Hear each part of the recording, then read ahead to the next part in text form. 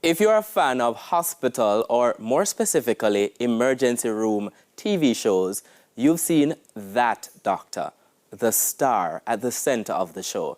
Perhaps a brain surgeon, some kind of specialist solving bizarre medical problems. But what's a data doctor? And why would anyone forego the glitz and glamour of a superstar medical career to do public health?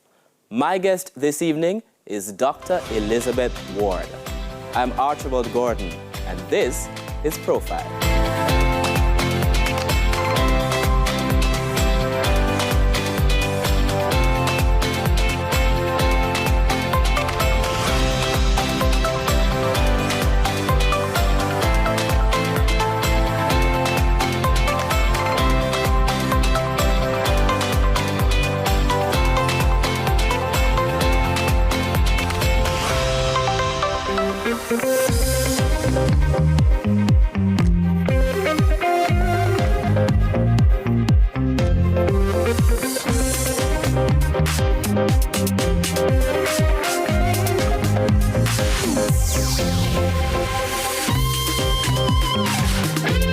Dr. Elizabeth Ward, welcome to Profile. Really glad to be here. So first of all, congratulations on your recent national award, recognition for service to national security and justice. How does it feel? It really is an honor. It's good to be recognized by your country, and it's also a platform on which more work can be done and to be able to share with more people. You know, part of the platform you're talking about is your work with the Violence Prevention Alliance, and we're going to be getting to that in a moment.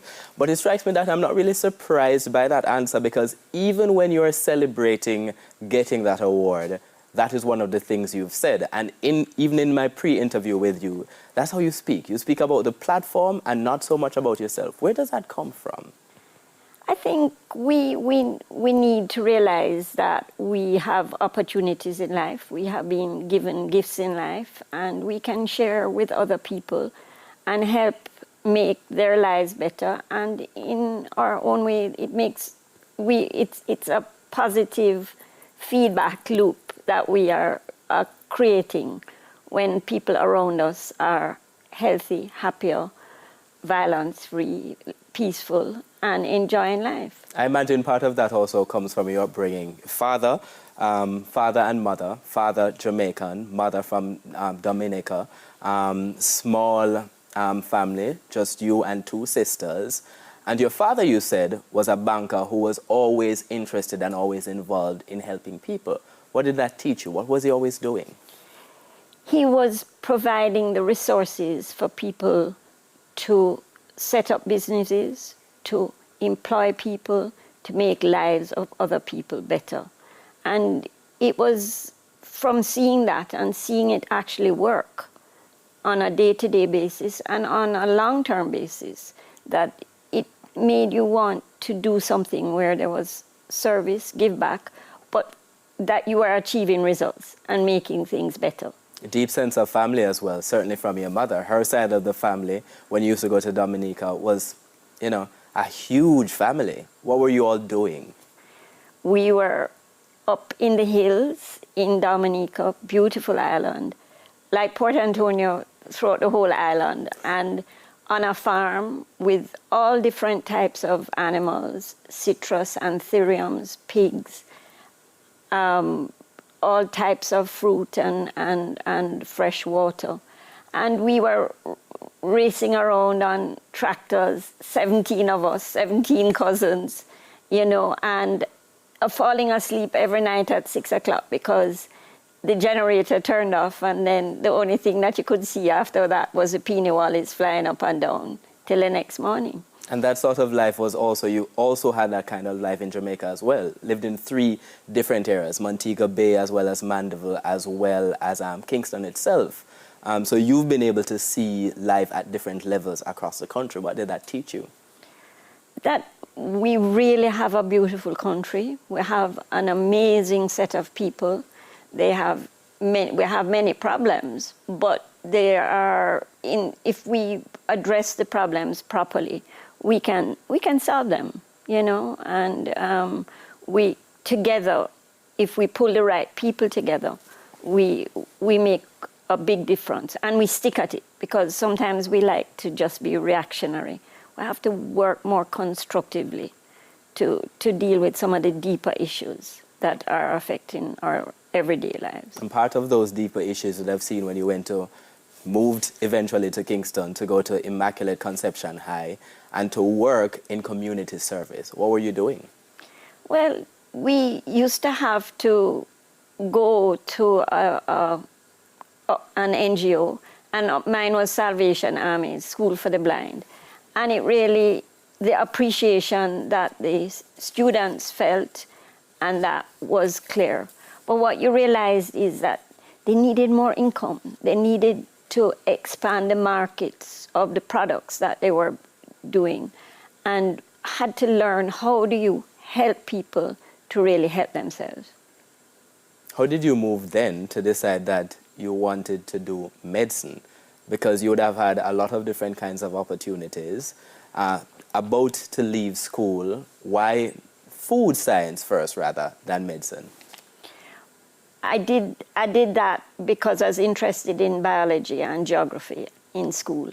And then I looked at food science, nutrition when I was in Canada, because I said, well, everybody has to eat, so Because you traveled overseas to do undergraduate work first. Yes, in Montreal, and froze, and said, I'm going back to the sunshine. So but so I came back and I worked in public health, in the public health department at the KSAC, and especially in St. Thomas when I worked with community health aides, looking after malnourished children, and making a difference in those mothers' and children's lives, and learning so much from community health aides on how to talk to people, how to reach people, and how to listen and learn, while you can help at the same time.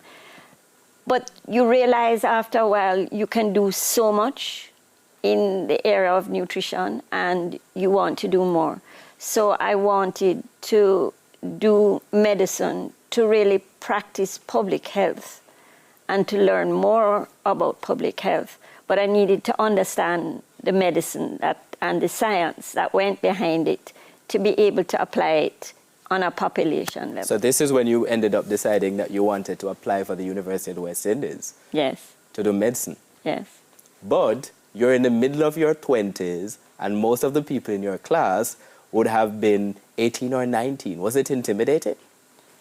No, I enjoyed them. I learned a lot from them, but also the difference was, I think, I knew what I was doing and why I was doing it. Many of them were just bright students that thought this was a good idea. But and you saw that playing out, and they wanted to learn from you. Why are we doing this? Why are we studying that?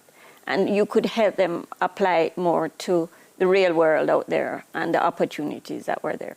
No, I continue to be fascinated by the decision you made after you came out of the University of the West Indies, because that is when you decided, instead of taking on this sort of glamorous medical field that a lot of people coming out of medicine might have wanted to do, you decided to continue your work in public health. And we're going to be talking about that a little bit after the break, talking about what Dr. Ward did in terms of working in Manchester and other parts of the country, and then seeing that journey onto the Violence Prevention Alliance and looking at violence as a public health issue. You're watching Profile. Please stick around.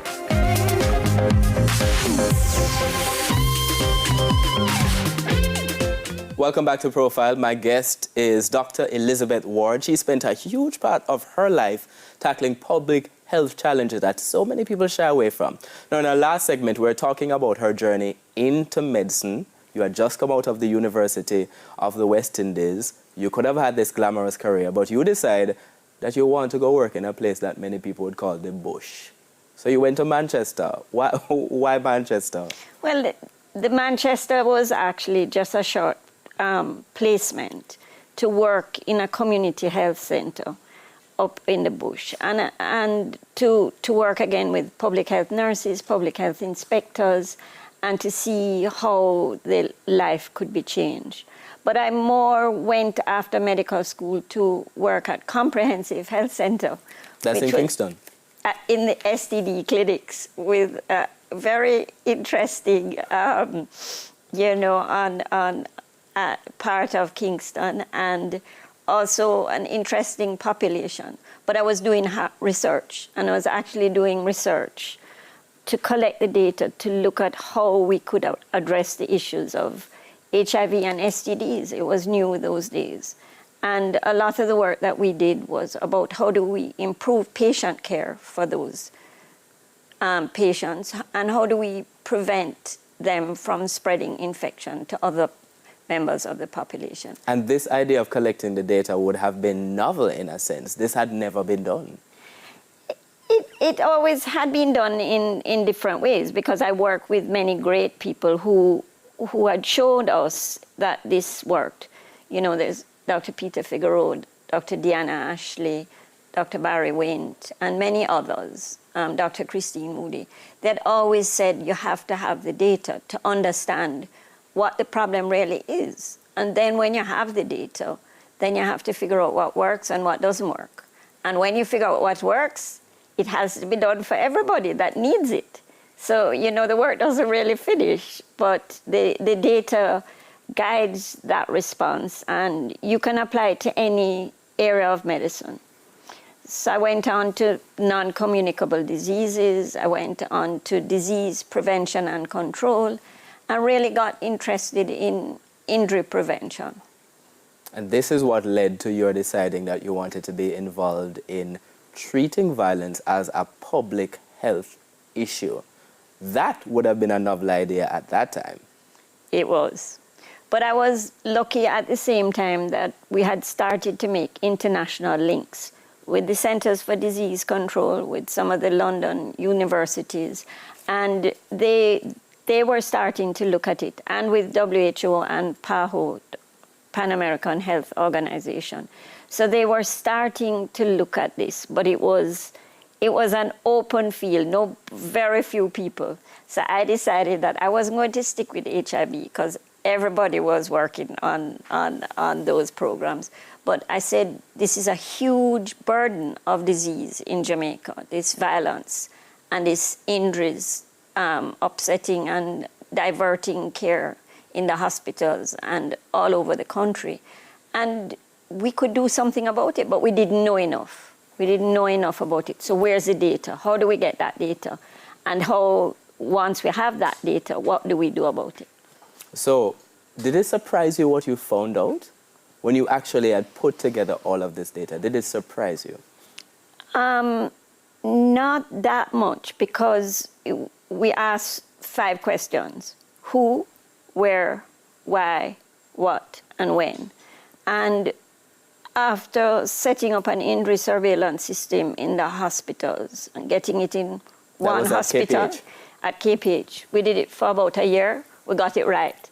And because we did it at KPH, the hardest place to get things and with the greatest workload, when we went to the other hospitals and said that we need to set it up, they said, boy, we don't have the time to collect that data, doc, this sort of thing. I said, well, it's been running for a year at KPH. I said, well, if KPH can do it, we can do it. And so that was, you take on the challenge, you make it work, you make it simple, and you follow it up, and you give people back their data.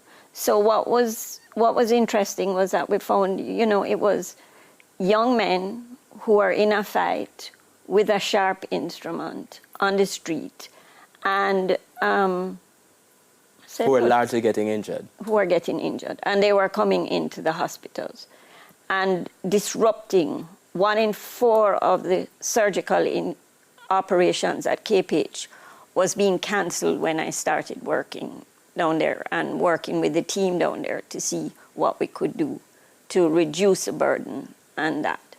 And it really was constantly across the island, we could find that.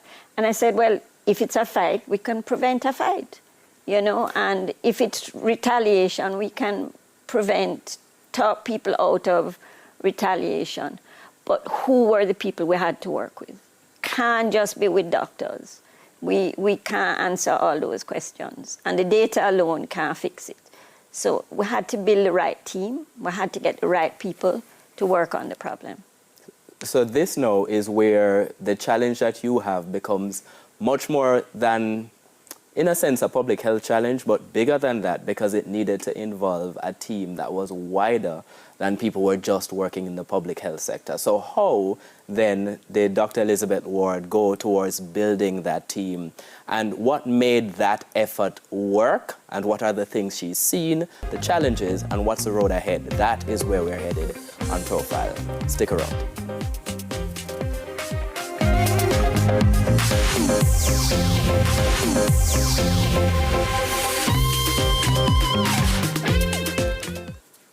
Welcome back to Profile. My guest is Dr. Elizabeth Ward. She spent a huge part of her life tackling public health challenges that so many people shy away from. Now, in our last segment, we talked about that path to medicine. Now we are talking about the Violence Prevention Alliance and that effort to treat violence as a public health issue. And you're telling us that you had to be building an alliance that was much bigger than just involving doctors. Who are you going for? Who are you putting in that team? Well, we started doing a lot of work with the police because we realized that they didn't have the hospital data and we weren't looking at the police data.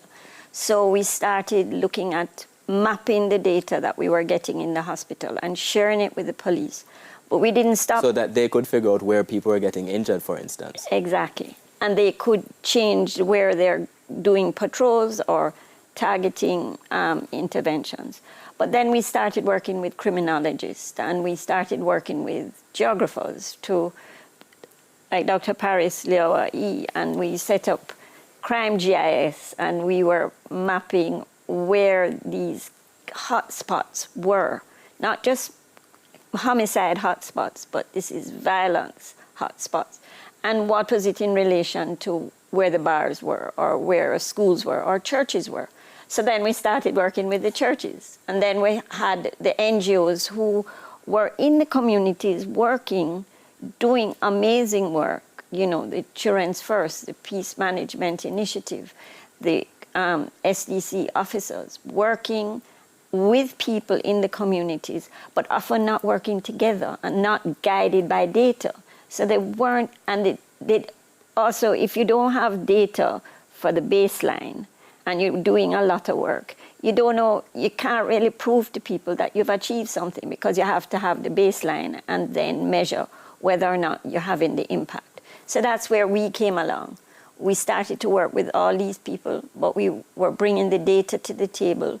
We were bringing the evidence to the table about what works, not only in Jamaica, but internationally from Mexico and South Africa, different countries where we had built alliances, that we were hearing about how public health was making a difference in reducing violence and building peace in other countries. And we were sharing that information and building on the local culture to work forward. No, you've talked about the importance of that kind of collaboration very often and sort of emphasized the role of that sort of ensuring that it's not a top-down approach. How important has that been in just making all of this a success? Community members have been a critical part of keeping us real and understanding, as I would say, what the real run-ins is. Doc, you know, and you have to sit down and listen to, and you listen to you call it all angles, all sides of the story. There are many different, but they and also they make you aware of the pitfalls that are there. There's some very dangerous people and there's some very dangerous areas.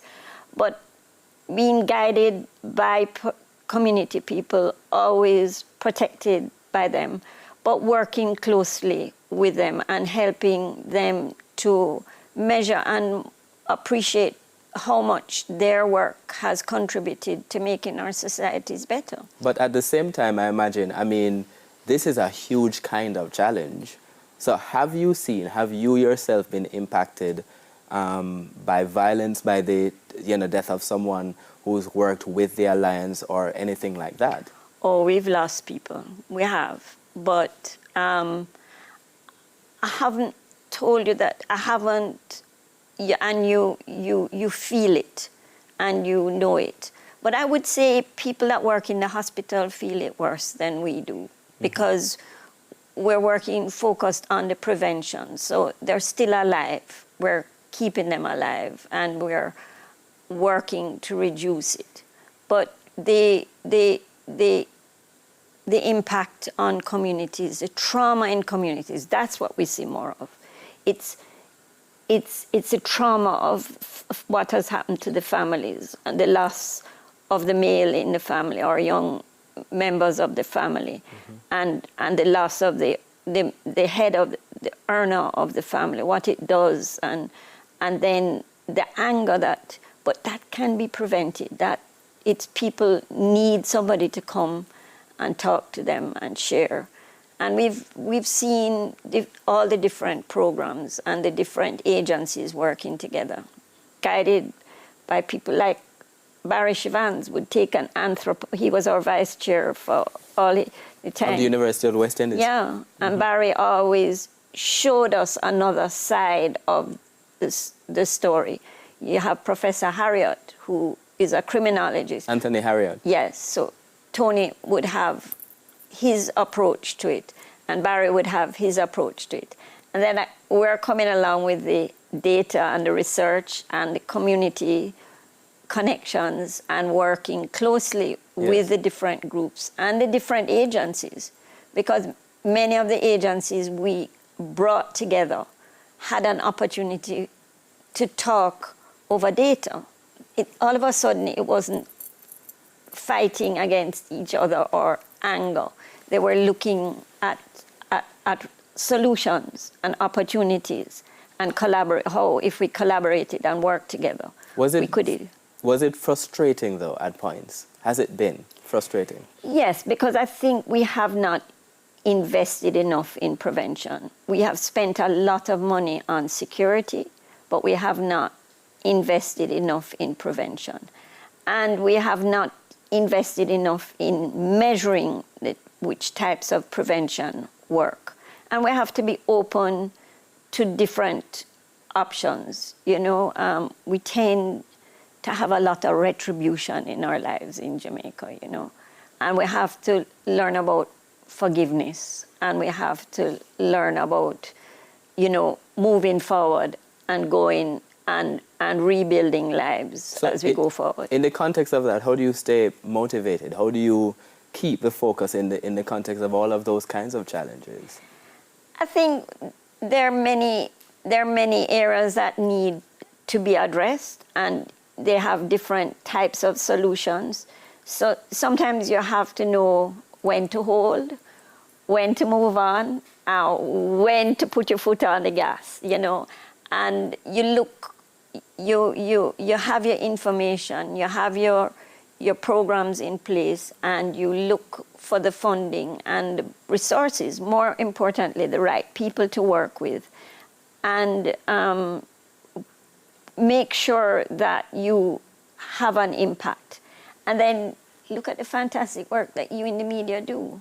Look at the sharing that you're doing. Look at the opportunity that you're getting. I'm going to get, my newspaper guy on the road say, "Doc, I just saw you on TV." So we're able to share this message of prevention. We're able to share this message at the grassroots level, through the media, but also at the policy level. And because we are serious about it, because we have the information and we put it together in a way that meets the needs of the policymakers, we have achieved different successes. So you don't focus on the failures. You learn from them, but you look for the opportunity to move forward. Well, thank you so much for sharing that point, and I think that's a wonderful point on which to end this interview. Thank you so much, Dr. Elizabeth Ward, and thank you at home as well for joining us for Profile, and we will see you next time.